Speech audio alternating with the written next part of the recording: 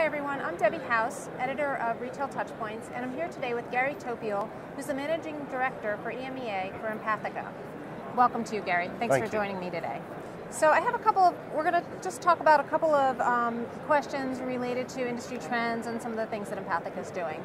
And the first question has to do with customer experience management. And so can you tell me, how is customer experience management evolving and how is it directly impacting retailers today?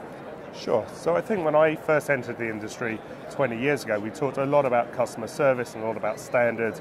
Did people smile? Did they make eye contact? Were they served in a certain amount of time? But I think we quickly kind of moved on to, okay, that's great, but how satisfied were customers? How did they feel afterwards? I think that we continue to evolve to where satisfied customers may still not be loyal. They may still go to one of your competitors if they're a little bit cheaper or a little bit closer. So we talked about a lot about customer loyalty. And what's really happened in the last couple of years with social media in particular is actually it's not about loyalty now but about advocacy.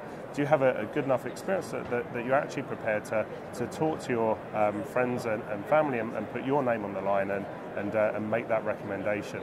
So I think we talk a lot now about customer advocacy, about active advocacy.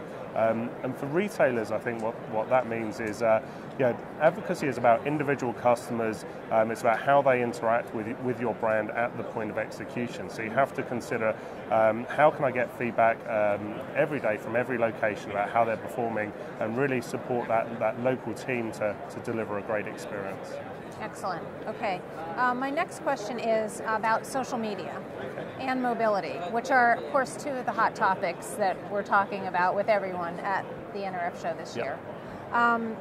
So both social media and mobility are impacting customer behavior. A lot of the social media and mobile activity seems beyond the control of the consumers. So how can retailers take advantage of these two really key hot trends? I think when social media trend first started happening, a lot of retailers were looking at it from a risk mitigation strategy. So people are talking about our brand, they're talking about them publicly and how can we minimize that. I think the reality though is we've always talked about the brands that we interact with. What social media means is that we can now do that efficiently and with a lot more people. And I think what mobile means is that we can do that in real time. Both we can talk in real time and see what people are saying. So I think, though, we know from the work we do that anything up to 80% of customers actually have a positive experience. But there's something about the human condition that says we're much more likely to talk about negative experiences than positive experiences. So what we've tried to do in Empathica is to identify customers who have had great experience through online surveys and then facilitate them sharing those experiences with their friends and family and try and tilt the balance online on their social graph more into the real reflection of how that brand is performing. Somehow motivate them to share their good stories. Yeah, I think more than their bad stories. Yeah, I think people are always happy to share their experiences. It's just they just need that little push just to make it a little easier for them to share those experiences. Right, great. Okay, and my final question for you today. Empathica recently had an article published in the Harvard Business Review, and it was about using social networks to improve operations. Can you explain the term social CEM from the perspective of Empathica? So I think that the term CEM, Customer Experience Management, has been around for a while. I think when we overlay social on top of that, really what we're talking about is how can brands interact with customers and more build an ongoing dialogue and a dialogue that's beneficial both to the brand but also to the consumer.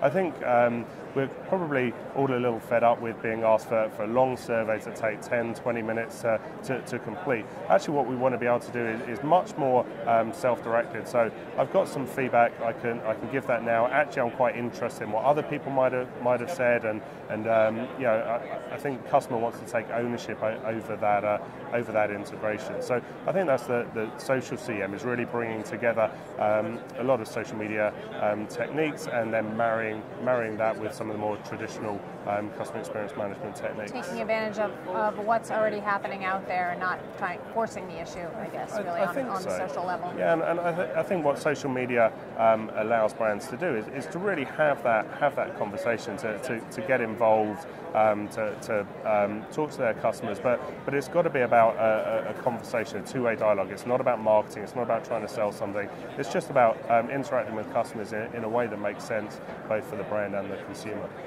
Terrific. Well, thank you so much for joining me today, and thanks to all of you for watching TouchPoints TV. Have a great day. Thank you.